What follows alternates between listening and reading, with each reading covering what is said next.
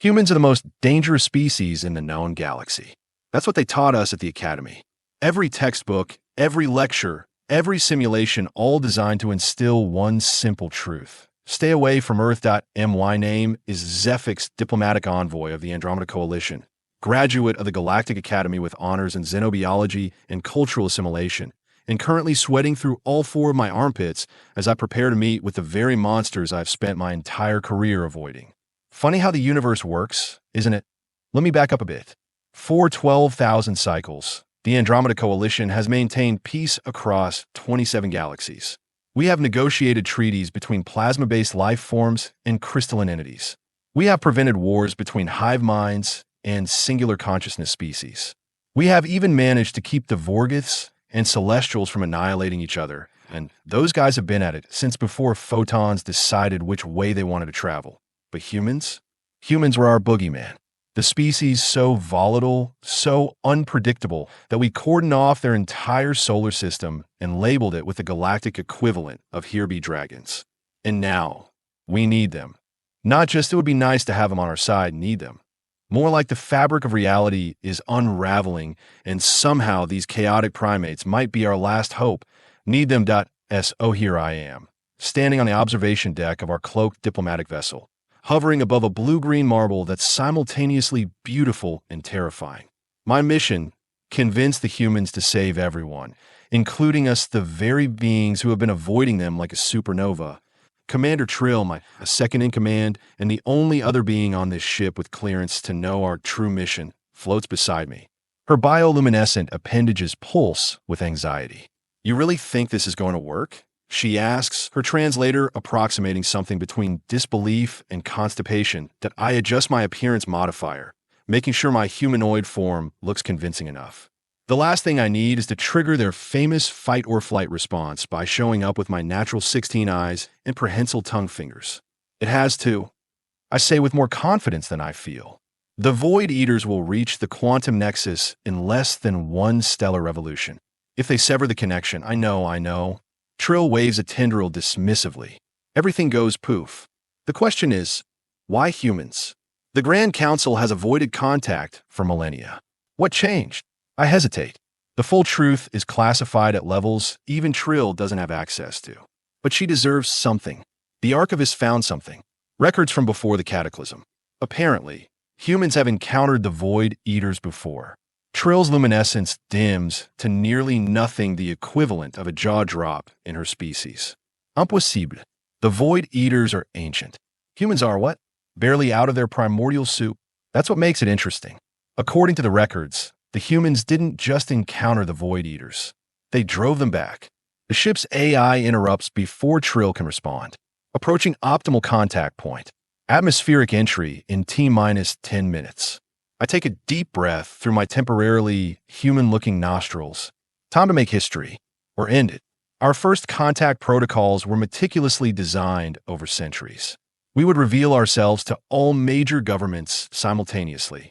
There would be a gradual acclimation period. Cultural attaches would ease the transition. Instead, we crash-landed in someone named Barb's backyard in a place called Wisconsin. Not my finest moment as a diplomatic envoy. Holy Mother of... The human female jumps back as I emerge from our smoking ship. She's wearing what appears to be sleep attire adorned with images of small earth felines, and holding some kind of gardening implement defensively. What the hell are you? My translator buzzes in my ear. I'd spent years studying human languages, primarily focusing on something called English, which appeared to be widely used, but hearing it spoken by an actual human sends my systems into overdrive. Greetings, Earth person. I say, try to remember the appropriate physical gesture.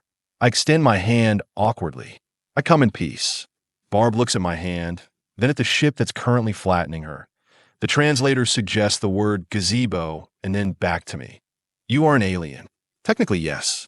Though from your perspective, I suppose the term is accurate. And you just destroyed my new gazebo. I glance back at the wreckage. Commander Trill is still inside, probably cursing my piloting skills in 17 different languages. I can compensate you for the structural damage. We have technology that can save it. Barb lowers her gardening tool. She doesn't seem afraid, just irritated. Does the government know you are here? Because I'm not dealing with men in black showing up and neuralizing me or whatever. Neurali, my translator glitches. No, this was meant to be a controlled first contact scenario. Unfortunately, our navigation systems encountered interference from your planet's unusually strong magnetic field. Barb sighs and runs a hand through her hair. Of course this would happen to me. I get abducted by aliens the one weekend my kids are with their father. We are not here to abduct you. We need humanity's help. This gets her attention. You need our help? With what? Before I can answer, Commander Trill emerges from the ship. Despite my best efforts to prepare her, she's forgotten to activate her human appearance modifier. All 7 feet of her bioluminescent tentacle glory is now fully visible in Barb's backyard. To Barb's credit, she only screams for about 3 seconds. For the love of, she stumbles backward. What is that? Trill looks offended. I am Commander Trill of the Andromeda Coalition Diplomatic Corps, 12th Echelon, honored recipient of the Nebula Cross for excellence in xenocultural relations. She pauses, and my pronouns are she/her, if your primitive language can accommodate that concept. I shoot Trill a look that I hope conveys not helping. My colleague is just wait. Barb raises a hand, momentarily forgetting her fear. You are telling me aliens, actual space aliens, not only understand the concept of gender pronouns, but actually use them. Trill's appendages ripple with what I recognize as smug satisfaction. Our civilization recognized the fluidity of biological and psychological gender expressions approximately 80,000 of your Earth years ago. We are actually quite surprised your species hasn't caught up, given your supposed intellectual capacity. Great. 5 minutes on Earth, and we are already insulting the locals. Look, I interject, we really do need to speak with your leaders. The fate of, well, everything depends on it. Barb crosses her arms. And you crashed in my yard in Wisconsin because navigational error, I admit. And you wanted to what? Call the president? I don't exactly have him on speed dial. Speed dial? My translator struggles. Barb studies us for a moment, then does something unexpected. She laughs. Not a small chuckle, but a full-body, doubling-over laugh that seems to release some internal pressure. This is too much, she gasps between laughs. I'm either hallucinating or the universe has one hell of a sense of humor. Commander Trill's bioluminescence pulses with confusion. Is the human malfunctioning? I say carefully, this is their way of processing shock. Barb wipes her eyes. Okay, space people. Here's the deal. You destroyed my gazebo, so you owe me. I will help you contact whoever you need to contact, but first, you're coming inside for coffee because I refuse to deal with this sober. And that's how the fate of 27 Galaxies came to rest in the hands of a middle-aged human female in sleeping attire covered in feline imagery. Barb's dwelling was filled with objects that our preliminary research hadn't prepared us for. Holograms of smaller humans, her children, she explained, adorned flat surfaces. A device called a television displayed humans engaged in some kind of competitive ritual involving an inflated spheroid. And everywhere, there were small decorative cushions with phrases like live, laugh, love, and wine o'clock. So let me get this straight, Barb says, sipping from a mug that declares her to be the world's okayest mom. There are these things called void eaters, ancient cosmic entities that consume reality itself. I clarify.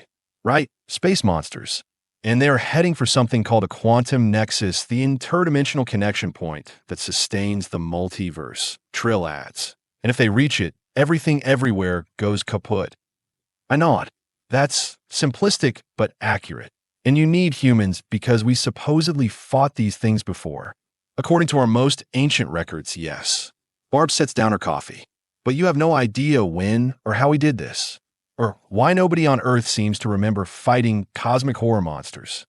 I shift uncomfortably in my chair, which is much too small for my disguised form. The records are fragmentary. They date back to before the great cataclysm that nearly destroyed our civilization 12,000 years ago. But they're quite clear that humans possess some quality, some capability that was effective against the Void Eaters. And your people have been avoiding us all this time because Commander Trill's appendages twitch. Because you're dangerous, unpredictable, violent. Barb raises an eyebrow, says the tentacle monster to the lady in cat pajamas. Our historical analysis indicates that humans have spent most of their evolution killing each other over resources, territory, ideology, and even minor differences in appearance. You're the only known species to develop weapons of mass destruction before achieving unified planetary governance. Barb doesn't deny it. Instead, she sighs and refills her coffee mug. Fair enough. But now you need our violence, don't you? The bluntness of her statement hangs in the air. She's right, of course. The Grand Council spent millennia isolating Earth precisely because humans were too unpredictable, too aggressive. And now, those same qualities might be our only hope. It's more complex than that. I begin, but Barb waves me off. No, it isn't. You've been watching us like we were tigers in a zoo, dangerous, but fascinating. Now the zoo's on fire, and suddenly you are very interested in what the tigers can do. Commander Trill bristles. That analogy is completely accurate. I interrupt. And yes, Barb, we need your help. Not just you personally, but humanity. Whatever your ancestors did to drive back the Void Eaters before, we need that knowledge, that capability now. Barb stares into her coffee for a long moment. Then she looks up with a gleam in her eye that somehow makes me more nervous than the prospect of cosmic annihilation. I will tell you what. I know a guy.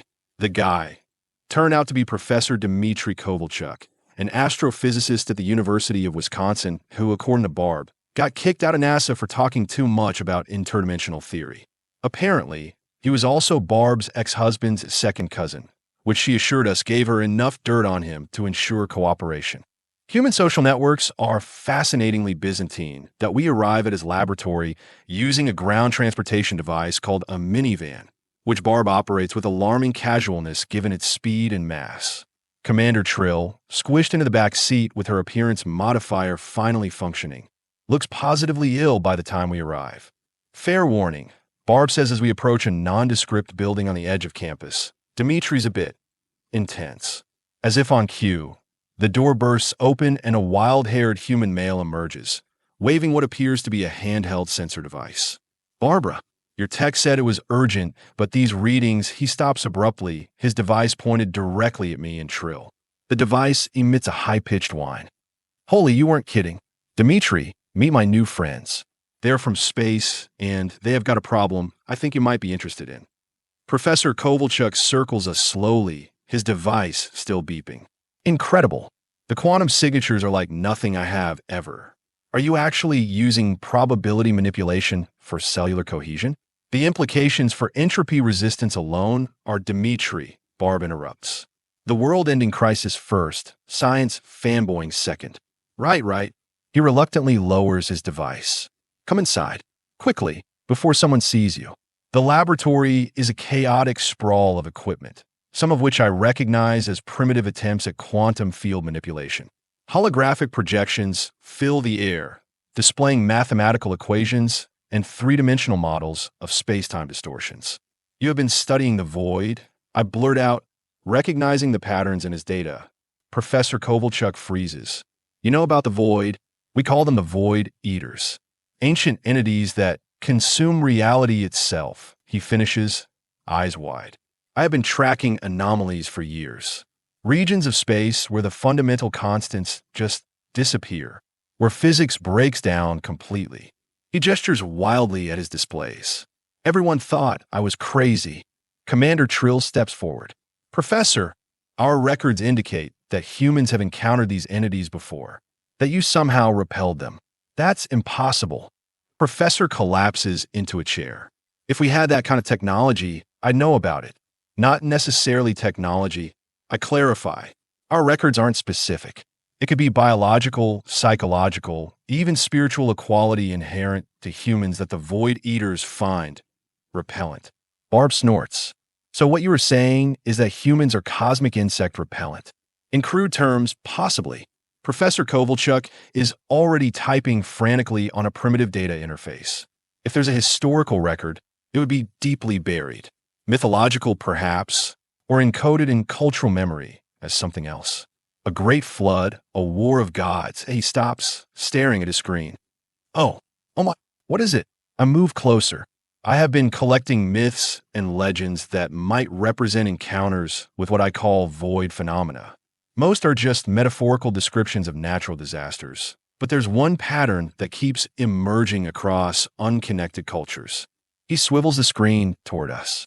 They all describe the same defense mechanism. On the screen is a collage of ancient human artworks depicting humans in various poses, all with one thing in common. They are laughing. Laughter. Commander Trill sounds skeptical. That's their defense against cosmic horror? Professor Kovalchuk nods excitedly. Not just any laughter. Look at the context. These are all instances of people laughing in the face of certain doom. The Hindu myth of Kalanimi, who was defeated when Vishnu laughed at his most terrible form. The Norse Ragnarok, where Surtur's fire was quenched by Loki's final jest. Even in Christianity, certain Gnostic texts suggest that Christ's true power over darkness was his ability to find joy in suffering. You are saying humans repel interdimensional reality-consuming monsters by being smartass. Barb looks both amused and skeptical. It makes a certain sense, I venture. The Void Eaters consume order, pattern meaning. Laughter, especially in the face of horror, represents a kind of cognitive dissonance. Finding joy where there should be none. Creating meaning where meaning breaks down. It's the ultimate quantum superposition, Professor Kovalchuk adds, warming to the theory. Tragedy and comedy existing simultaneously. The human ability to laugh at the absurd. To find humor in hopelessness, it's a reality stabilizer. Commander Trill's appearance modifier flickers as her actual tentacles twitch with agitation. This is ridiculous. We came seeking advanced weaponry or forgotten technology, not comedy. Wait, I grab her arm. This actually aligns with our historical avoidance of humans. What's the one quality that most disturbed our early observers? The human tendency to make light of serious situations, to find humor in darkness. Our reports literally called it cognitive instability and inappropriate emotional responses to stimuli. Professor Kovalchuk is nodding vigorously. It's perfect. What would be more incomprehensible to entities of pure cosmic horror than beings who respond to horror with jokes? It's the ultimate defense. They literally cannot process it. Barb, who has been surprisingly quiet, suddenly speaks up. So your grand plan is what? Gather a bunch of humans to laugh at the apocalypse? Hold a cosmic comedy night. We all fall silent, considering the absurdity of it. And then, slowly, I begin to laugh. Not because it's funny, though it is, but because the sheer improbability of the universe's salvation resting on human humor is too perfect. Commander Trill stares at me like I've lost my mind, which only makes me laugh harder. And then, something remarkable happens. My laughter seems to resonate. The air around us shimmers slightly, and the professor's instruments go wild. The quantum field, he gasps. It's stabilizing. Your laughter is actually reinforcing local reality. Commander Trill's eyes widen. By the 7 moons, we need to test this properly, I say, regaining my composure. If laughter genuine, authentic laughter in the face of existential dread is actually a weapon against the Void Eaters, we need to understand how to deploy it on a galactic scale. Professor Kovalchuk is already rummaging through drawers. I have been developing quantum amplifiers for years. If we can isolate the specific frequency of reality reinforcement that laughter generates, Barb crosses her arms. So let me get this straight. The universe called humans dangerous because we laugh at inappropriate things, and now it wants us to save everything by being our inappropriate selves. I meet her gaze. Essentially, yes.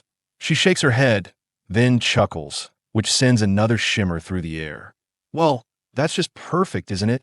After all these years of being told to take things seriously, turns out the best thing we can do in a crisis is laugh. And in that moment, I begin to understand why the ancient records refer to humans with such a mixture of fear and reverence. Their chaotic nature, their ability to find light in darkness, it isn't a flaw. It's their greatest strength. Over the next 72 hours, we worked nonstop. Professor Kovalchuk modified his quantum amplifiers to capture and enhance the reality-stabilizing effect of human laughter. Barb, proving herself invaluable, contacted comedian friends from her brief stint in stand-up comedy, apparently a human ritual where one person stands and deliberately provokes laughter and others precisely what we needed. Commander Trill, initially skeptical, became our most dedicated researcher after witnessing the effect firsthand. Her natural bioluminescence turned out to be an excellent visual indicator of quantum field stability. Our plan was dangerously simple. We would position amplifiers at key points around the planet, each manned by the funniest humans we could find.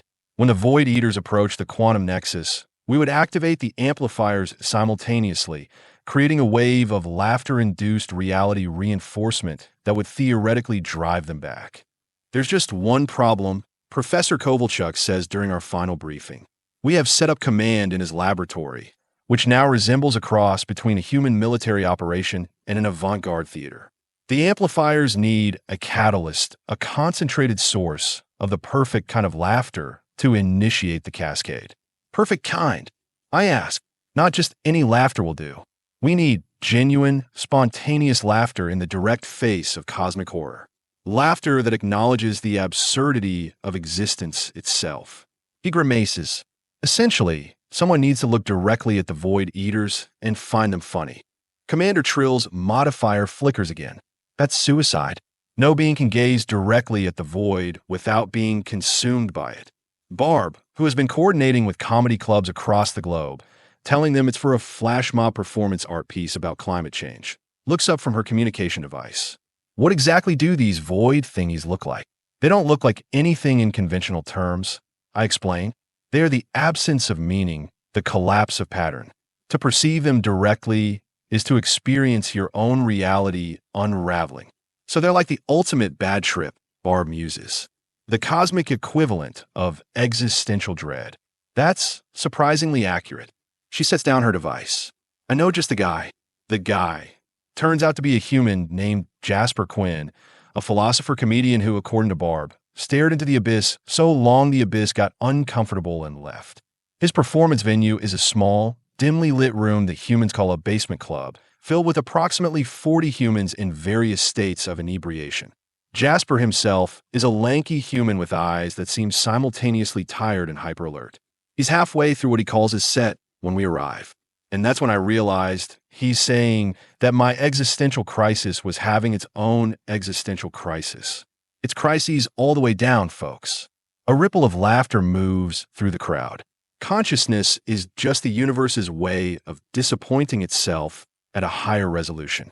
More laughter, stronger this time. The quantum readings on our disguise sensors spike noticeably. Commander Trill leans over. His humor is generating quantum stability even without amplification. How is that possible? I shake my head in wonder. He's naturally attuned to the absurdity of existence. His mind already operates at the edge of cosmic awareness. After the performance, Barb introduces us backstage, where Jasper is drinking something called bourbon directly from a bottle.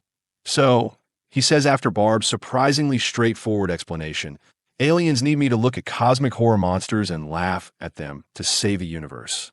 Essentially, yes. I confirmed he'd take another swig. Sound like a Tuesday. I'm in.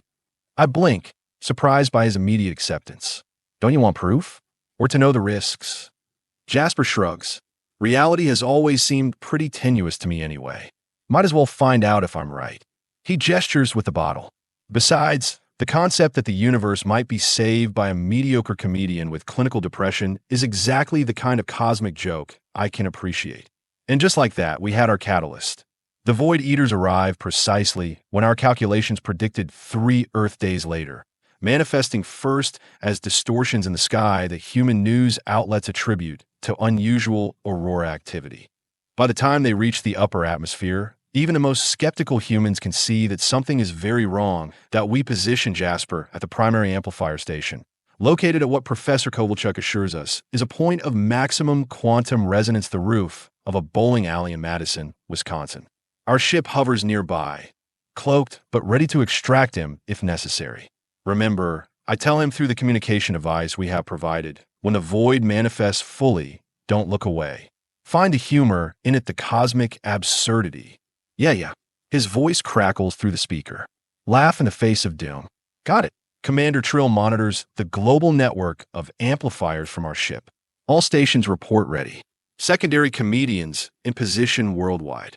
The sky darkens not with clouds, but with the absence of light itself.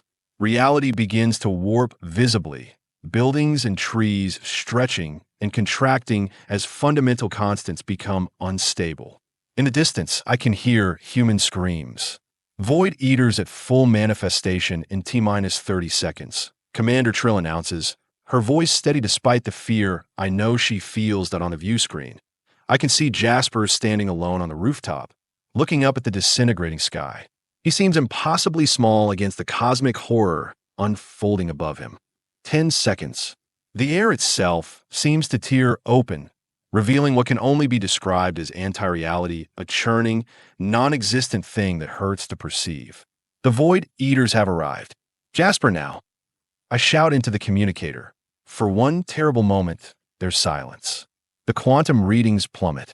Commander Trill looks at me in horror. Then, faintly at first, we hear it. Laughter. Not hysterical or forced, but genuine, the laughter of someone who has just understood the universe's greatest joke. They are cosmic Rorschach tests. Jasper's voice comes through, interspersed with chuckles. All this time, we thought the abyss was staring back, but it's just a mirror showing us our own meaninglessness. That's hilarious. His laughter grows stronger. On our instruments, quantum stability begins to surge around him, rippling outward like a stone dropped in water. Amplifiers engaging worldwide. Commander Trill reports, her voice rising with excitement. Secondary laughter cascades, initiating. Across the globe, in comedy clubs and theaters and rooftops, humans are laughing. Not because they understand what they are fighting, but because in the face of incomprehensible horror, laughter is their most natural response that on the view screen, the impossible happens. The Void Eaters, the anti-reality that cannot be described, seem to recoil. The tear in the sky begins to close, reality snapping back into place like an elastic band. It's working. Professor Kovalchuk's voice comes through our comms. The quantum field is stabilizing. They are retreating. In orbit, our sensors confirm it. The Void Eaters are pulling back, retreating from Earth and the wave of laughter-induced reality that repels them. The quantum nexus, that invisible point in space-time that holds the multiverse together, remains intact. When it's over, when the sky is blue again and reality has settled back into its comfortable patterns, I find Jasper still standing on the rooftop, looking strangely peaceful. How did you do it? I ask him. How did you find humor in something so terrifying? He smiles tiredly. That's the secret about existential dread. Once you really accept the absurdity of existence, everything becomes a bit funny. Even its end. He takes a sip from a flask that appeared from his pocket. Besides, the idea that the universe would pin its hopes on someone like me? That's comedy gold right there. 3 days later, our ship prepares to depart Earth. The Grand Council, upon receiving our report, has reversed 12,000 years of policy in a single decision. Earth is no longer to be isolated, but welcomed as full members of the Andromeda Coalition. Turns out that when you save reality itself, bureaucracy moves remarkably quickly. Barb, Professor Kovalchuk, and Jasper stand in the clearing where we first crash-landed. The gazebo has been replaced with a significantly improved version, courtesy of our matter reconstruction technology. So that's it, Barb asks. You were just leaving? No, take me to your leader. No diplomatic relations? The proper diplomatic team will arrive within one of your Earth months, I explain. They will establish formal contact with your governments. Our unconventional arrival was never meant to be the official first contact, but it worked out pretty well, she points out. Indeed it had, in ways I couldn't have predicted. The human's ability to laugh in the face of cosmic horror had saved us all. But more than that, it had revealed something our civilization had forgotten in our pursuit of perfect order and logic. Sometimes, the most rational response to an irrational universe is laughter. Commander Trill, who has abandoned her human disguise now that our mission is complete, extends a bioluminescent tentacle toward Barb. The Coalition owes you a debt we can never fully repay. Barb, showing the remarkable adaptability that characterizes her species, doesn't hesitate to grasp the alien appendage. Just make sure the diplomatic team brings better tech than a gazebo builder. I've got a lawnmower that could use an upgrade. As our ship rises into the atmosphere, I look down at the 3 humans growing smaller below us. They wave, these representatives of species we spent millennia avoiding. You know what's funny? Commander Trill says as Earth recedes behind us. What? For 12,000 years, we called humans dangerous because they laugh at things they should fear. And it turns out that's exactly why the universe needs them. I smile at the irony.